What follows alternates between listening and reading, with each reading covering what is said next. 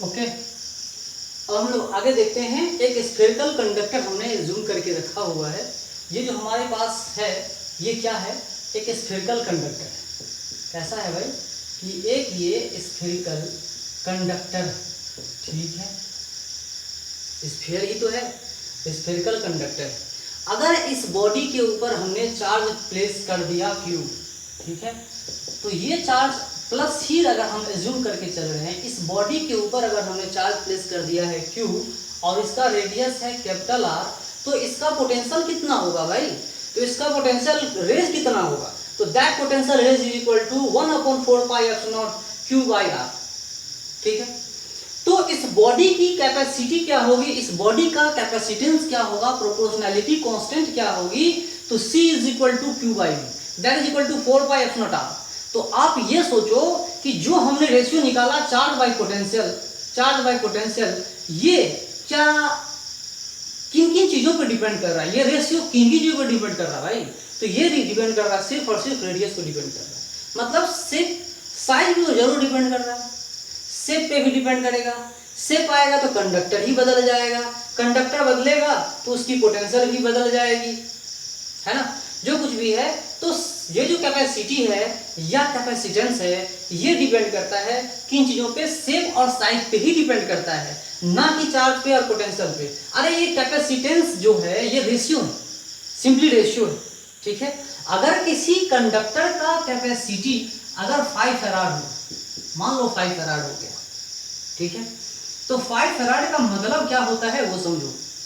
ये भी हो सकता है कि उस बॉडी के ऊपर में 5 कूलम का चार्ज दे दिया गया हो और 1 वोल्ट जब बढ़ाएंगे, 1 वोल्ट बढ़ाने में कितना चार्ज देना पड़ रहा है, 5 कूलम चार्ज देना पड़ रहा है, जिसके वजह से कितना कैपेसिटी हो रही है उस कंडक्टर का, 5 फैराड। ये भी हो सकता है, ये भी हो सकता है कि मैं यहां पर 10 कूलम चार्ज दे दूं और 2 वोल्ट हमने उसका वोल्टेज बढ़ा दिया। अगर हमने 2 वोल्ट वोल्टेज बढ़ा दिया तो क्या होगा, अब भी 5 फैराड ही आएगा, अब भी 5 फैराड। मतलब ये समझो कि 10 कूलम चार्ज बढ़ाने में, ठीक है, कितना पोटेंशियल का जरूरत पड़ा, 2 वोल्ट का पोटेंशियल बढ़ाना पड़ा, जिसके वजह से उसी कैपेसिटी इतनी थी। बार बार आप देखो रेशियो क्या हो रहा है, रेशियो वही है, लेकिन चार्ज और ये दोनों क्या हो रहे हैं, इन दोनों का रेशियो क्या है, कांस्टेंट है, लेकिन चार्ज बदल रहा है, ये बदल रहा है, मतलब ये बढ़ाएंगे तो ये बढ़ाना पड़ेगा, तो रेशियो क्या कांस्टेंट होगा। रेशियो जो है independent from the charge and voltage है, it depends only upon the shape and size of the body, ठीक है, ये सिंपली रेशियो है, इस चीज को आप लोग समझिएगा। ये एक रेशियो है, मतलब कैपेसिटेंस बॉडी की मैक्सिमम कैपेसिटी बताती है। अगर इस बॉडी का 5 फैराड कैपेसिटेंस है तो उससे ज्यादा उसकी कैपेसिटी नहीं होगी। अगर मैंने उससे ज्यादा अगर चार्ज दिया तो लीकिंग प्रॉब्लम आ जाएगा, चार्ज लीक करना शुरू करता है, ठीक है। तो सवाल यह है कि अगर किसी भी इंसान को, जनरली ऐसे समझ सकते हो कि कभी कभी पढ़ते पढ़ते मन उब जाता है, मतलब उस दिन आपने जितना पढ़ा उससे ज्यादा अगर पढ़ोगे तो आप बोर्ड फील करोगे, सीधी सी बात है। अगर आप रसगुल्ले ही खाने की आदत सोच रहे हो कि 15 रसगुल्ले खाने की है तो 16वां नहीं खा पाओगे, और 15 से कम अगर रहेगा तो एक भूख लगा रहेगा, एक और खा ले, 10 रहेगा तो एक और भूख रहता है। उसी तरह से कैपेसिटी की भी स्थिति होती है।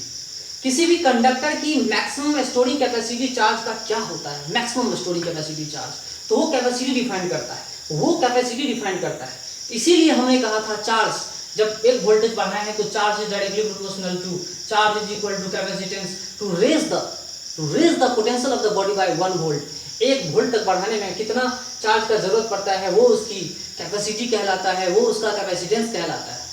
ये हम लोग कैपेसिटेंस को भी डिफाइन कर रहे हैं, कैपेसिटी को हम लोग डिफाइन कर रहे हैं, ओके। चलिए, तो ये शेप एंड साइज पे डिपेंड करता है, चार्ज एंड पोटेंशियल पे भी डिपेंड करता है, क्या ये सही है? बिल्कुल। लेकिन रेशियो ये चार्ज पे भी डिपेंड नहीं करता, पोटेंशियल पे भी नहीं डिपेंड करता, ये इनके रेशियो पे डिपेंड करता है, और रेशियो जो है वो शेप एंड साइज को बताता है, आप देख सकते हैं। तो जो कैपेसिटी इस बॉडी का आ रहा है directly proportional to radius and permittivity of free space, इस पे भी डिपेंड कर रहा है, ये तो कांस्टेंट क्वांटिटी है ना भाई। तो capacitance is directly proportional to radius, ठीक है।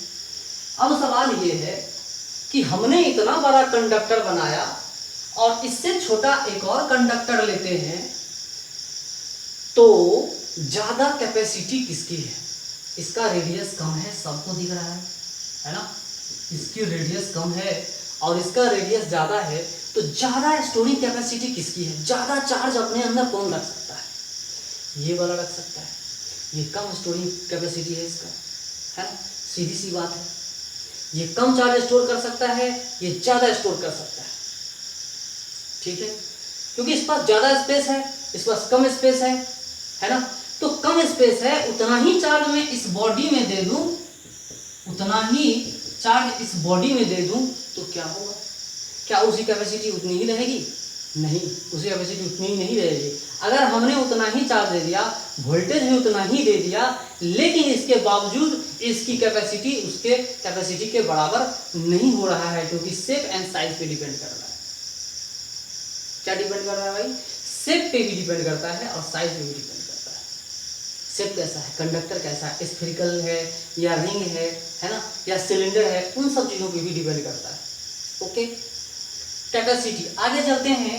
यहां देखिए, एक इलेक्ट्रोस्टैटिक्स में बेसिक कहानी बता रहा हूं। जब ये पॉजिटिव चार्ज है, इससे पहले बता चुका हूं, किसी कंडक्टर में पॉजिटिव चार्ज तभी होता है जब उससे इलेक्ट्रॉन रिमूव किया जाता है। ये पॉजिटिव कब बना? जब यहां से एक इलेक्ट्रॉन को रिमूव किया गया, यहां से एक इलेक्ट्रॉन को रिमूव किया गया, यहां से एक इलेक्ट्रॉन को रिमूव किया गया। ओके, चलिए अब सवाल यह है कि मान लो इस कंडक्टर को हमने अर्थ से कनेक्शन लगा दिया, मतलब now this conductor is earth, ये हमने इसको अर्थ कर दिया। अर्थिंग मतलब ये होता है कि इसकी पोटेंशियल हो जा रही है जीरो, ठीक है? इसकी पोटेंशियल क्या होती है? Potential of earth is equal to zero. Actually slightly negative होता है, जो अर्थ की पोटेंशियल होती है स्लाइटली निगेटिव होता है। नॉर्मली हम इसका पोटेंशियल जीरो मान लेते हैं। तो किसी भी कंडक्टर से एक मेटेलिक वायर से अर्थ को कनेक्शन लगा दो, अर्थ को कनेक्शन लगा दो, तो उस कंडक्टर की पोटेंशियल भी जीरो हो जाती है, ठीक है? उस कंडक्टर की पोटेंशियल भी क्या होती है? जीरो हो जाती है। तो जीरो जब होगा तो इलेक्ट्रॉन यहां से ट्रांसफर होगा, क्योंकि स्लाइटली नेगेटिव इलेक्ट्रॉन ट्रांसफर होगा, इसको न्यूट्रलाइज करेगा, इसको भी न्यूट्रलाइज करेगा, इसको भी न्यूट्रलाइज कर लेगा, इसको भी न्यूट्रलाइज कर देगा, इसको भी न्यूट्रलाइज करेगा, इसको भी न्यूट्रलाइज करके इसका पोटेंशियल क्या कर देगा? जीरो कर सकता है, ठीक है? ऐसा भी होता है कि किसी बॉडी के ऊपर पहले से अगर नेगेटिव चार्ज रखा हुआ हो, तो भी अगर इस बॉडी के ऊपर पहले से नेगेटिव चार्ज रखा हुआ हो, तो भी अगर हमने इसको अर्थ से कनेक्शन लगा के रखा हुआ है, तो भी इसका पोटेंशियल जीरो होगा। इसीलिए ये नहीं है कि हमने यहाँ पे चार्ज नेगेटिव रख दिया तो इसका पोटेंशियल जीरो नहीं होगा। मतलब जिस कंडक्टर को हमने अर्थ से कनेक्शन लगा दिया, उसकी पोटेंशियल जीरो हो जाती है। उसके ऊपर चार्ज रहे या नहीं रहे कोई फर्क नहीं पड़ता। अर्थिंग का मतलब यही होता है। जैसे ही हमने अर्थिंग लगा दिया, मतलब उस कंडक्टर का पोटेंशियल ही हमने क्या कर दिया? जीरो ले आया, ठीक है? अगर उसकी पोटेंशियल जीरो आ रही है, अब वो कंडक्टर की पोटेंशियल जीरो आ रही है और कुछ चार्ज भी हो, अगर चार्ज नहीं हो तो zero by zero, infinity, zero by zero undefined है। लेकिन अगर कुछ चार्ज है, नेगेटिव चार्ज हो, तो अगर ये नेगेटिव चार्ज हो, ये पॉजिटिव हो, तो कैपेसिटी कितनी होगी? अगर अर्थ वाला कंडीशन डाल दिया हमने, तो इसकी कैपेसिटी या कैपेसिटेंस कितनी हो जाएगी? ये इनफाइनाइट हो जाएगी। इनफाइनाइट कैपेसिटी का मतलब क्या होता है? इनफाइनाइट कैपेसिटी का मतलब ये होता है, इसका मतलब ये होता है कि अब इस कंडक्टर पे कितना भी चार्ज डालोगे कोई फर्क नहीं पड़ने वाला, जितना भी डालोगे चलता रहेगा, कोई दिक्कत नहीं। इसकी स्टोरिंग कैपेसिटी को हमने बढ़ा दिया, इनफाइनाइट कैपेसिटी इसकी हो गई, ठीक है? जैसे आपने रामायण में पढ़ा होगा कुंभकर्ण के बारे में, कि वो जितना खाता था उसे उतनी ही भूख लगती थी, ठीक है? तो ऐसा नहीं है कि वो खा रहा था तो भूख उसका कम हो रहा था, राक्षस था, जितना खा रहा था उतना ही उसका भूख बढ़ रहा था। ऐसा ही रहता तो पूरा संसार ही खत्म हो जाता, ठीक है? तो लाइक दैट ये भी है, जितना इसको चार्ज दोगे इसकी कैपेसिटी जीरो होने वाली इनफाइनाइट है, बहुत सारे चार्ज इसमें स्टोर किए जा सकते हैं, इसकी कैपेसिटी ही इनफाइनाइट हो जाती है। ठीक है, चलिए, तो जब हम कैपेसिटर पढ़ाएंगे तो अर्थिंग करवाने का मतलब ही होती है कि उसकी स्टोरिंग कैपेसिटी को बढ़ाना, कैपेसिटेंस को बढ़ाना, कैपेसिटी को बढ़ाना। अर्थिंग का यूज वहीं पे होता है। ठीक है, आगे चलते हैं। अगर किसी कंडक्टर को, मान लो आपकी मोबाइल की बैटरी है, बात करते करते, नेट यूज करते करते आपकी बैटरी पूरी तरह से डेड हो गया, खत्म हो गया, डिस्चार्ज हो गया, तो उस पर बिल्कुल चार्ज नहीं है। चार्ज जब नहीं होगा तो उसका पोटेंशियल जीरो हो जाएगा। लेकिन जैसे जैसे चार्ज उसमें देते जा रहे हैं, उसकी पोटेंशियल क्या हो जा रही है, बढ़ रही है, और वर्क भी किया जा रहा है। मान लो ये कंडक्टर है, पहले हमने एक चार्ज रखा, एक इलेक्ट्रॉन उड़ाया, अब दूसरे इलेक्ट्रॉन को उड़ाएंगे तो यहाँ पे प्लस आएगा, रिपल्सन होगा, फिर तीसरे को उड़ाएंगे, यहाँ प्लस, चौथा, पांचवा, छठा, इस तरह से बहुत सारे हमने उड़ाना शुरू कर दिया। अब उड़ाते उड़ाते ऐसा होगा, ठीक है, अगर हम इसको चार्ज भी करना चाह रहे हैं, उड़ाते उड़ाते ऐसा होगा कि अब जो है, अगर इसको चार्ज हम कुछ देना भी चाहेंगे, अगर इसका पोटेंशियल बढ़ाना भी चाहेंगे तो रिपल्सन हो जाएगा। ठीक है, मान लो कि अगर रिपल्सन कैसे होगा, अगर हम इलेक्ट्रॉन को ही रिमूव कर रहे थे, तो अब ये इतना पॉजिटिव चार्ज हो रहा है कि अब इसको खींचेगा अपनी तरफ, अट्रैक्ट करेगा। ठीक है, अट्रैक्ट करेगा। तो यहाँ समझिए रिपल्सन क्या है, रिपल्सन कैसे होता है। तो समझिए एक बेसिक कॉन्सेप्ट है, जबकि ये बेसिक कॉन्सेप्ट है। आप इलेक्ट्रॉन को रिमूव कर रहे हैं, मतलब उसको अट्रैक्ट कर रहा है। ये पॉजिटिव चार्ज प्रोटॉन क्या कर रहा है, अट्रैक्ट कर रहा है। ये बेसिक कहानी है, लेकिन आप पॉजिटिव वे में समझो, पॉजिटिव चार्ज की तरह समझो क्या हो रहा है। अगर आपने और पॉजिटिव चार्ज देना दे रहे हैं, तो एक और पॉजिटिव चार्ज अगर आपने दिया तो ये रिपल्सन होगा। वही कहने का मतलब, और क्या, ये बेसिक कहानी जो मैंने बताया वही बेसिक कहानी होती है। तो work is done against repulsion between charge store on conductor and charge from the outside source. ठीक है, आउटसाइड सोर्स मतलब चार्जिंग बॉडी, जो बॉडी उसको चार्ज कर रहा है। मान लेते हैं कि यहाँ पे निगेटिव चार्ज बॉडी, कुछ इलेक्ट्रॉन डाल दिया हमने इसको। ठीक है, हमने इलेक्ट्रॉन डाल दिया और इलेक्ट्रॉन को हम दे रहे हैं इसको, क्या होगा, रिपल्सन होगा। और रिपल्सन होने की वजह से उस रिपल्सन के अगेंस्ट में वर्क किया